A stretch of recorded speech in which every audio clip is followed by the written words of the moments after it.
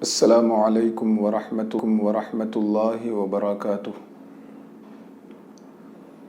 مبسملا حامدا ومصلیا۔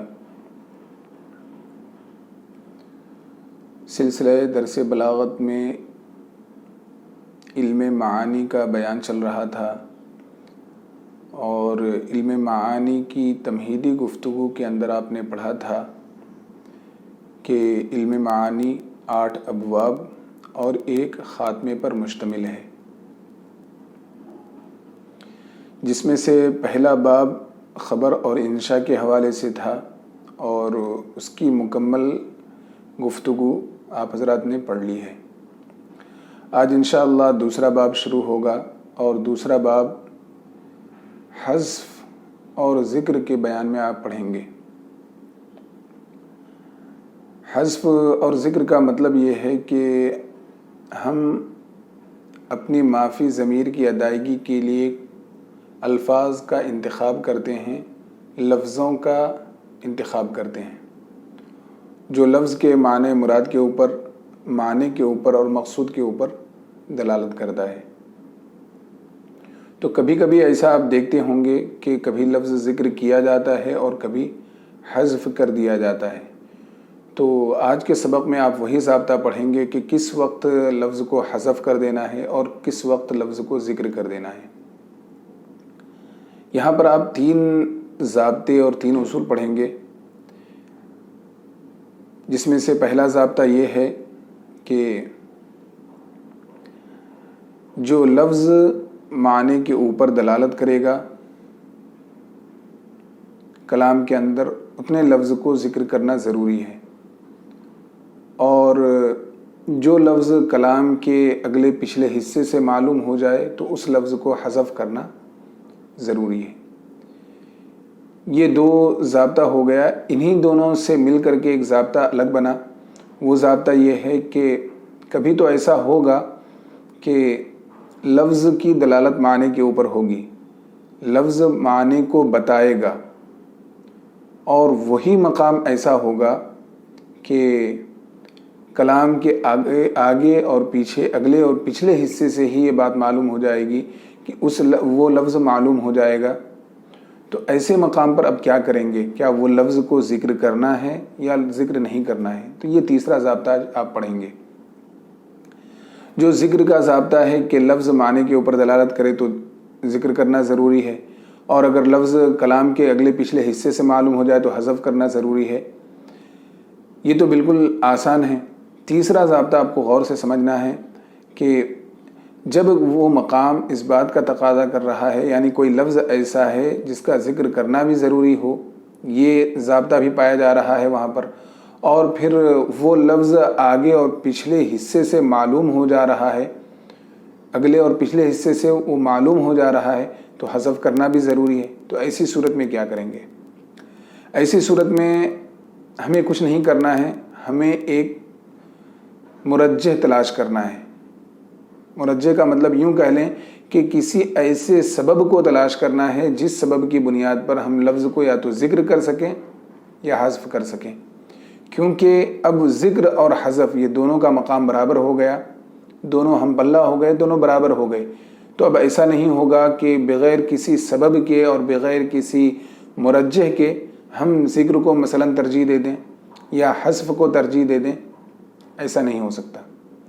کوئی نہ کوئی سبب تلاشنا ہوگا اور کوئی نہ کوئی مرجح تلاشنا ہوگا جس کی بنیاد پر ہم یا تو ذکر کو ترجیح دے سکیں یا پھر حذف کو ترجیح دے سکیں۔ اس حوالے سے کچھ چیزیں یہاں پر ذکر بھی کی جائیں گی کہ کون کون سے اسباب، کن اسباب کی بنیاد پر لفظ کو ذکر کرنا ضروری ہوتا ہے یا لفظ ذکری کیا جائے گا، اور کن اسباب کی بنا پر لفظ کو حذف کر دیا جائے گا۔ ٹھیک ہے، دیکھیے کتاب الباب الثانی فی الذکر والحذف، دوسرا باب ذکر اور حذف کے بیان میں ہے۔ اذا ارید افادۃ السامع حکما، جب یہ ارادہ کیا جائے کہ سامع کو کوئی حکم کا افادہ ہو، سامع کو کوئی حکم کا فائدہ پہنچانے کا ارادہ کیا جائے، فأی لفظ یدل علی معنی فیہ، فیہ اے فی الکلام، تو جو لفظ بھی کلام کے اندر معنی پر دلالت کرے فل اصل ذکر ہو تو اصل یہ ہے، ضابطہ یہ ہے کہ اس کو ذکر کرنا ہے. جو لفظ بھی معنی کے اوپر دلالت کرے اس کو ذکر کرنا ہے. وَأَيُّ لَفْظٍ عُلِمَ مِنَ الْكَلَامِ، اور جو لفظ کلام سے معلوم ہو جائے لِدَلَالَةِ بَاقِيهِ عَلَيْهِ، بقیہ کلام کے بقیہ حصے کے اس پر دلالت کی بنیاد پر، فَالْأَصْلُ حَذْفُهُ، تو دوسرا ضابطہ کیا ہے؟ الْأَصْلُ حَذْفُهُ، اصل یہ ہے کہ اس کو حذف کر دیا جائے. قانون یہ ہے، ضابطہ یہ ہے کہ اس کو حذف کر دیا جائے. یہ دو اصول، دو ضابطے ہو گئے. اچھا، اگلا ضابطہ وَإِذَا تَعَارَضَ هَذَانِ الْأَصْلَانِ، جب یہ دونوں اصول آپس میں ٹکرا جائیں. کیا مطلب ہے ٹکرانے کا؟ یعنی لفظ تو یہ بتائے کہ لفظ معنی کے اوپر دلالت کرے جس کی بنیاد پر لفظ کا ذکر کرنا ضروری ہو، اور دوسرا ضابطہ یعنی یہ کہ لفظ کلام کے اگلے پچھلے حصے سے معلوم ہو جائے، بقیہ حصے سے معلوم ہو جائے. تو ایسی صورت میں اب وہاں پر کیا کرنا ہے؟ ٹھیک ہے. وَإِذَا تَعَارَضَ هَذَانِ الْأَصْلَانِ، جب یہ دونوں اصول، جب یہ دونوں ضابطے متعارض ہو جائیں، آپس میں ٹکرا جائیں، فَلَا يُعْدَلُ عَنْ مُقْتَضَى أَحَدِهِمَا إِلَى مُقْتَضَى الْآخَرِ إِلَّا لِدَاعٍ.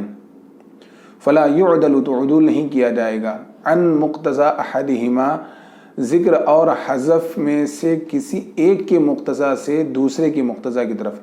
یعنی ذکر و حذف کے جو دو اصول پڑھے آپ، ان دونوں کے میں سے کسی ایک کے مقتضا سے دوسرے کے مقتضا کی طرف عدول نہیں کیا جائے گا، الا لداعٍ، مگر کسی داعی کی بنیاد پر، کسی سبب کی بنیاد پر.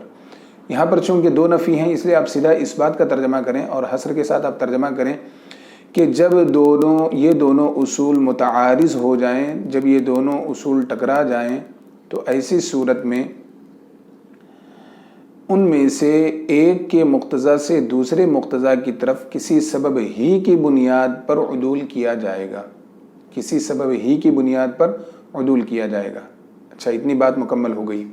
اب وہ اسباب کیا کیا ہیں، کن اسباب کی بنیاد پر ذکر کرنا ہے، کن اسباب کی بنیاد پر حذف کرنا ہے، اس کی تفصیل. فَمِن دَوَاعِي الذِّكْرِ، ذکر کرنے کے اسباب میں سے زیادۃ التقریر والایضاح،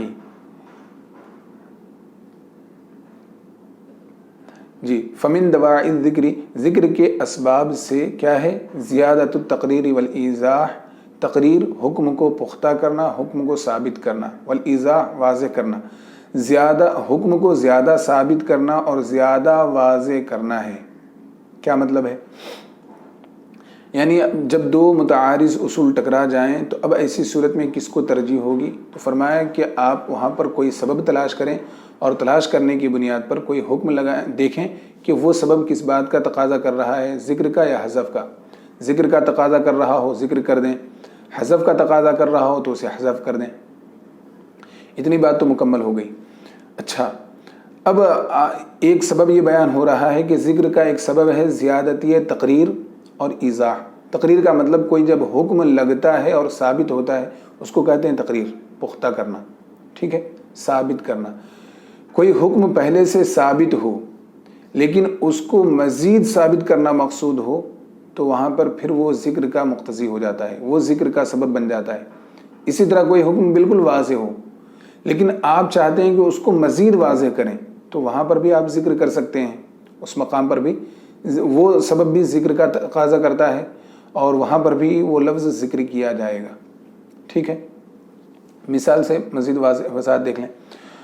اولئک علی ھدی من ربہم واولئک ھم المفلحون. ترجمہ کیا ہے؟ یہ لوگ یا وہ لوگ جن کے اوصاف اس سے پہلے ذکر ہوئے، اقامت صلاۃ اور ایتاء زکوٰۃ وغیرہ کے جو حاملین ہیں، وہ لوگ علی ھدی من ربہم، اپنے رب کی جانب سے ہدایت پر ہیں. واولئک ھم المفلحون، اور وہی لوگ فلاح والے ہیں، کامیاب ہیں، کامران ہیں. اب دیکھیں یہاں پر کہ جب ہم ایک مرتبہ یہ ذکر کر دیا گیا تھا کہ اولئک علی ھدی من ربہم، وہ لوگ ہدایت یافتہ ہیں، وہم المفلحون، اور وہی لوگ فلاح والے بھی ہیں جو ہدایت یافتہ ہیں، سب سے بڑی کامیابی انہیں کی ہے. اتنا کافی تھا. واولئک لانے کی کوئی ضرورت ہی نہیں تھی. کیوں کہ حکم تو اس سے ہی ثابت ہو گیا اور پختہ ہو گیا تھا. ہم المفلحون، وہم المفلحون، اور وہی لوگ فلاح والے ہیں، کامیاب ہیں اور کامران ہیں. حکم اس سے ہی پختہ ہو گیا لیکن مزید وضاحت مطلوب تھی.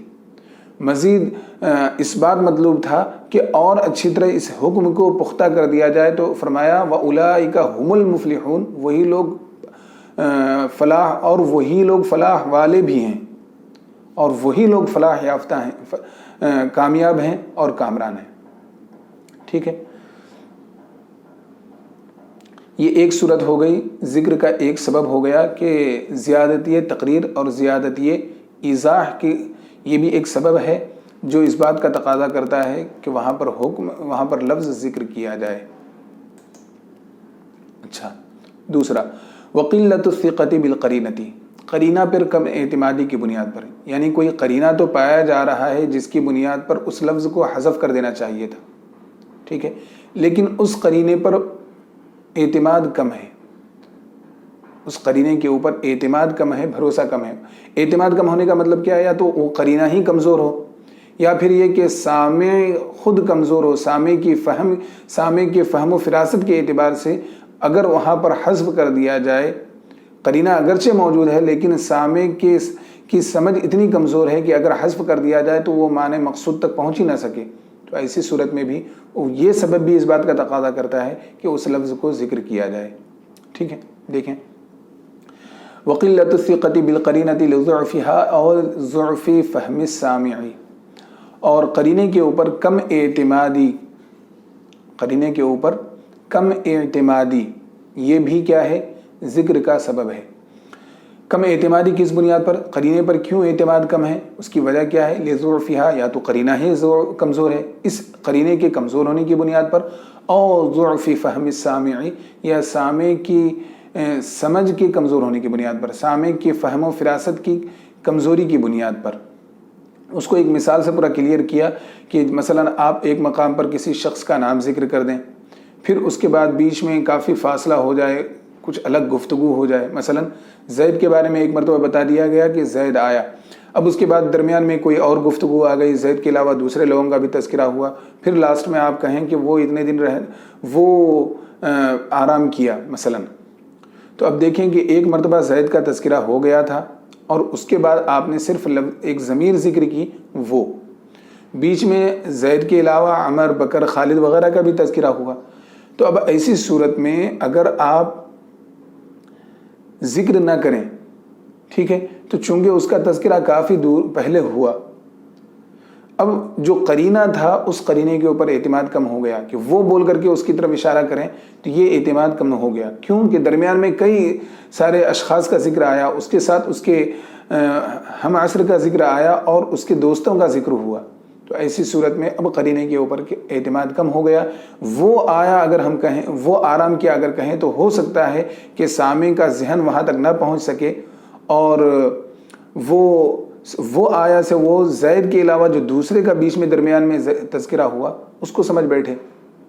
ٹھیک ہے، دیکھیے نحو جیسے زید النعم الصدیق، زید کتنا اچھا دوست ہے. یہ کب کہنا؟ تقول ذالک، آپ یہ کہیں اس وقت، کب؟ اذا سبق لک ذکر زید، جبکہ آپ زید کا ذکر پہلے ہوا، زید کا ذکر آپ پر سبقت کیا، یعنی زید کا ذکر پہلے ہوا ہو، اس وقت آپ کہیں کیا؟ زید النعم الصدیق، جبکہ زید کا ذکر پہلے ہوا ہو، وطال عہد السامع بھی، اور اس کو سننے والے کا زمانہ لمبا ہو گیا ہو، دراز ہو گیا ہو، یعنی کافی وقت پہلے وہ سنا ہو.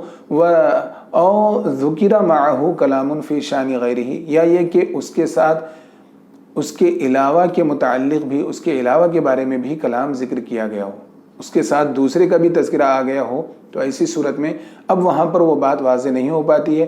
اب وہاں پر اگر حذف کر دیا جائے تو بات کلیئر نہیں ہوگی. اس لیے فرمایا کہ اگر ایسا کوئی مقام ہے جس میں کہ قرینے پر اعتماد ہی کم پایا جا رہا ہے، تو ایسی صورت میں اب حذف نہیں کیا جائے گا بلکہ وہاں پر ذکر کیا جائے گا. اچھا، نمبر 3 والتعریض بغباوۃ السامع. تعریض کا مطلب ہوتا ہے اشارے کنائے میں کوئی بات کہنا، اشارتاً کوئی بات کہنا. ٹھیک ہے، لفظی ترجمہ کیا ہوگا کہ سامع کی کند ذہنی، غباوت کند ذہنی، سامع کی کند ذہنی پر تعریض کرنا، اشارتاً سامع کی کند ذہنی کو بیان کرنا. یا تو یوں کہ وہ واقعی میں کن ذہن ہو لیکن لفظوں میں ذکر نہیں کرنا چاہ رہے ہیں، یا پھر یہ کہ اس کی تحقیر اور تذلیل کے لیے صرف اشارتاً اس کی غباوت اور اس کی کن ذہنی کو بیان کر کے نکلنا چاہ رہے ہیں آپ.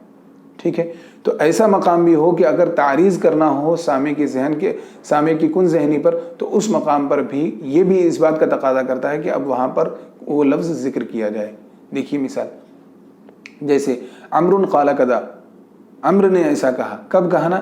فی جواب ماذا قال عمرو، عمرو نے کیا کہا اس سوال کے جواب میں. عمرو قال کذا، عمرو نے ایسا کہا، یہ کہنا. جب ایک مرتبہ ہو گیا کہ ماذا قال عمرو، عمرو نے کیا کہا، اب اتنا کہہ دینا چاہیے تھا قال کذا، ایسا کہا. لیکن سامع کی کن ذہنی پر کہ جس کو ہم جواب دے رہے ہیں وہ یا تو کن ذہن ہے اور ہم لفظوں میں بیان نہیں کرنا چاہ رہے ہیں، صرف اشارہ کرتے ہوئے نکل جا رہے ہیں، اور مقصود کیا ہے کہ اس پر بات واضح ہو جائے، تو ہم اس وقت کہیں عمرو قال کذا، عمرو نے ایسا کہا. یا پھر یہ کہ وہ واقعی میں کن ذہن تو نہیں ہے، لیکن ہم اس کی تحقیر اور تذلیل کے لیے اس کی طرف اشارہ کرتے ہوئے نکلنا چاہ رہے ہیں کہ اس کی کن ذہنی بتاتے ہوئے سامنے والے کی ہم بول دیے کہ عمرو قال کذا، عمرو نے ایسا کہا. تو سامع کی کن ذہنی کو بتانے کے لیے اور اشارہ کرنے کے لیے بھی ذکر کیا جاتا ہے، ذکر کرنا ہے، یہ بھی ایک سبب ہے ذکر کا. نمبر 4 والتسجیل علی السامع. تسجیل کا معنی اصل میں ہوتا ہے یہ حکم کو رجسٹر میں لکھ لینا. ٹھیک ہے، اب یہاں پر معنی آپ یوں کریں والتسجیل علی السامع، سامع پر حکم کو پختہ کرنا. چونکہ کتابت کے ذریعے جب حکم لکھ لیا جائے تو رجسٹر میں ذکر ہو جائے تو وہ حکم پختہ ہو جاتا ہے. والتسجیل علی السامع حتی لا یتأتی لہ الانکار، اور سامع پر پختہ کرنا تاکہ اس کے لیے انکار کی گنجائش نہ رہے، وہ انکار نہ کر سکے. کما اذا قال الحاکم لشاہد، جیسے کہ حاکم نے کسی گواہ سے کہا هل اقر زید هذا بان علیہ کذا، کیا زید نے اس بات کا اقرار کیا ہے کہ اس کے اوپر اتنا اتنا ہے. فیقول الشاہد، تو اب اس کے جواب میں گواہ نے کیا کہا، نعم زید هذا اقر بأن علیہ کذا، کہ ہاں زید نے اس بات کا اقرار کیا ہے کہ اس کے اوپر اتنا ہے. تو یہاں پر بھی دیکھیں کہ جو ایک مرتبہ ہو گیا تھا جب پوچھ لیا گیا کہ کیا زید نے اس بات کا اقرار کیا ہے، تو نعم کہہ کر کے اتنا کہہ دینا کافی تھا. اقر بأن علیہ کذا، زید کا تذکرہ کرنا ضروری نہیں تھا. لیکن چونکہ حکم کو پختہ کرنا مقصود تھا سامع پر، کہ جب وہ گواہ اپنے سامنے یعنی حاکم کے سامنے جب وہ اپنی گواہی پیش کر رہا ہے تو اتنی سختی کے ساتھ کہ ہاں زید نے اس بات کا اقرار کیا ہے، نام لے کر کے کہہ رہا ہے تاکہ یہ گنجائش نہ رہے کہ اقرار کیا ہے اور وہ اقرار کیا سے مراد کوئی اور لے لے، اس کی گنجائش باقی نہ رہے. نمبر 5 والتعجب اذا كان الحكم غریبا، جب حکم عجیب و غریب ہو اور تو تعجب کیا جاتا ہے، تو اس وہ تعجب بھی ایک سبب ہے کہ اس لفظ کو ذکر کیا جائے. مثلا جو مثال یہاں پر آ رہی وہ یہ کہ یوں کہہ لیں کہ آپ کے سامنے پیش کیا گیا کہ زید اتنا بڑا بہادر ہے کہ وہ ایک شیر کو پچھاڑ دیا. ٹھیک ہے، اب آپ تعجب سے کہیں اچھا زید نے شیر کو پچھاڑ دیا، اچھا زید نے شیر کو پچھاڑ دیا، تو کیا مطلب ہے؟ یہ جو ایک مرتبہ کہا گیا تھا کہ زید نے شیر کو پچھاڑ دیا یا زید شیر سے مقابلہ کرتا ہے، پچھاڑتا ہے، تو اتنا کافی تھا. لیکن چونکہ یہ حکم عجیب و غریب تھا، سننے میں تھوڑا سا انوکھا حکم تھا، اس لیے کہا گیا اچھا زید شیر کو پچھاڑ دیتا ہے، شیر سے مقابلہ کرتا ہے. ٹھیک ہے، تعجب کے ساتھ. تو تعجب بھی اس بات کا تقاضا کرتا ہے کہ وہاں پر اس لفظ کو ذکر کیا جائے. جیسے علی یقاوم الاسد، علی شیر کو پچھاڑتا ہے، مقابلہ کرتا ہے. تقول ذالک مع سبق ذکرہ، اس کا پہلے ذکر ہونے کے باوجود آپ اس کو یہ کہیں. تقول ذالک، آپ یہ کب کہیں؟ جبکہ پہلے اس کا ذکر ہو چکا ہو. پہلے ذکر ہونے کے باوجود یہ آپ کہیں علی یقاوم الاسد. نمبر 7 والتعظیم والاہانۃ اذا کان اللفظ یفید ذلك کأن یسألک سائل هل رجع القائد فتقول رجع المنصور او المہزوم. اچھا، کبھی کبھی کسی کی تعظیم کے لیے یا کسی کی تحقیر کی مقصود ہو تو اس وقت بھی لفظ ذکر کر دیا جاتا ہے. مثلا آپ سے سوال ہو کہ کیا قائد واپس آ گیا، تو آپ کہیں کہ نعم یا لا میں جواب کافی تھا. لیکن اب آپ مکمل کہیں رجع المنصور، قائد تو واپس آیا لیکن ساتھ میں المنصور بھی آپ نے ذکر کر دیا. کیا کہ فتح یاب ہو کر کامیاب ہو کر واپس آیا. تو دیکھیے کہ رجع المنصور، جب ایک مرتبہ چونکہ تذکرہ ہو گیا کہ کیا قائد واپس آ گیا، نعم رجع وغیرہ کہہ دینا کافی تھا، ہاں واپس ہو گیا. لیکن یہاں پر منصور یا مہزوم کہہ کر کے قائد کی تعظیم یا تحقیر مقصود ہے. یعنی جس وقت یہ مقصود ہو، اس کی تعظیم مقصود ہو، تو کہا جائے گا کیا، رجع المنصور، وہ کامیاب بامراد واپس ہوا، وہ کامیاب ہو کر واپس ہوا، کامیاب شخص واپس ہوا. مطلب کیا ہے کہ قائد تو آ گیا لیکن اس کی تعظیم بھی مقصود تھی، اور اس وقت آپ نے کہہ دیا رجع المنصور. یا یوں کہہ دے رجع المہزوم، قائد تو واپس ہوا رجع، لیکن المہزوم بھی آپ نے ایک لفظ ایسا ذکر کر دیا جو یہ بتا رہا ہے کہ واپس تو ہوا لیکن شکست خوردہ ہو کر، شکست کھا کر. ٹھیک ہے. نمبر 6 والتعظیم والاہانت، تعظیم اور اہانت یہ بھی کیا ہے، ذکر کے اسباب میں سے ایک سبب ہے.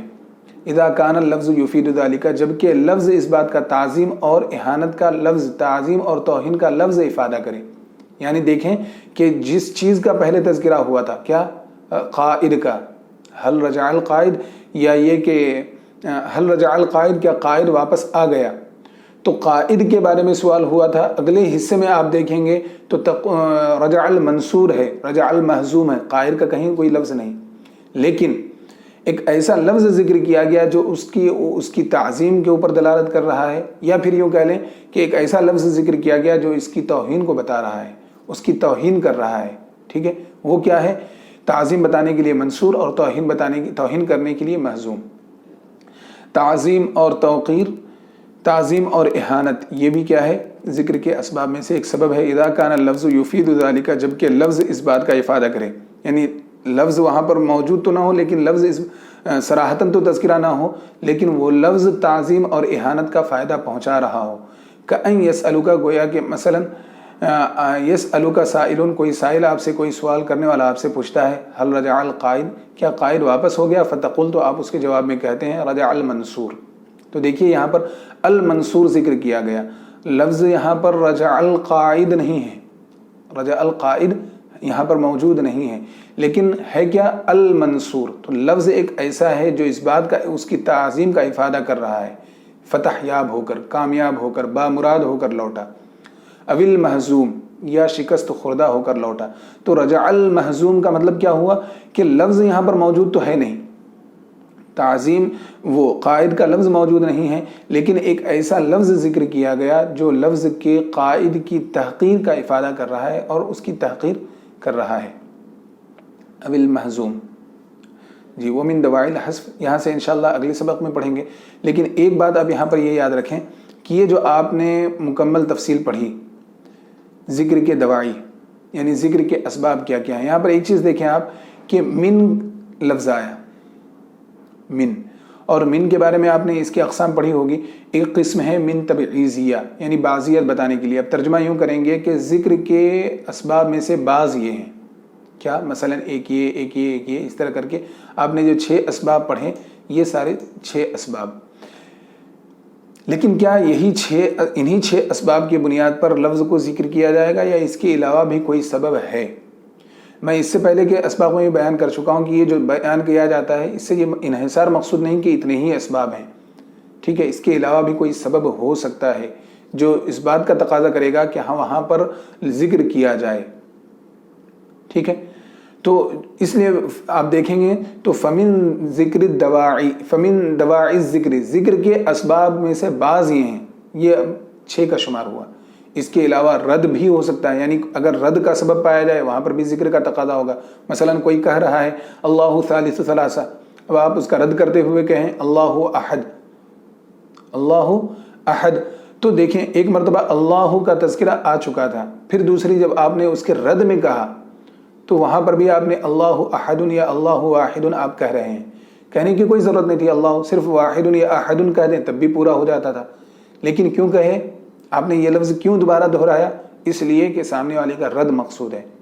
اسی طرح کبھی تلذذ، لذت حاصل کرنا بھی مقصود ہوتا ہے، جیسے آپ یوں کہیں اللہ ربی، اللہ میرا رب ہے، پھر کہیں اللہ حسبی، اللہ مجھے کافی ہے۔ تو ایک مقام پر جب آپ نے کہہ دیا تھا اللہ ربی، اللہ میرا رب ہے، تو اس کے بعد حسبی کہہ دینا کافی تھا، لیکن پھر آپ نے اللہ حسبی کہا، وہاں پر جو آپ نے اللہ لفظ اللہ کو دوبارہ ذکر کیا اور وہاں پر پھر آپ لے کر کے آئے، وہ لانے کے پیچھے سبب کیا تھا؟ تلذذ، لذت حاصل کرنا، اللہ کے نام کا ذکر کر کے اپنی زبان کو لطف اندوز، اپنی زبان کو لذت بخشنا، یہ مقصود ہے۔ تو ذکر کے جو اسباب آپ نے 6 اپنی کتاب میں پڑھ لیے، یہ 6 ہی اسباب، انہی 6 اسباب کی بنیاد پر کسی لفظ کو ذکر کیا جائے گا ایسا کوئی ضروری نہیں، اس کے علاوہ اور بھی اسباب ہیں۔ بس انشاءاللہ وہ من دواعی الحذف سے یہاں سے اگلی نشست میں پڑھیں گے۔ وصلی اللہ تعالی علی خیر خلقہ سیدنا محمد وآلہ واصحابہ اجمعین برحمتک یا ارحم الراحمین والحمد للہ رب العالمین۔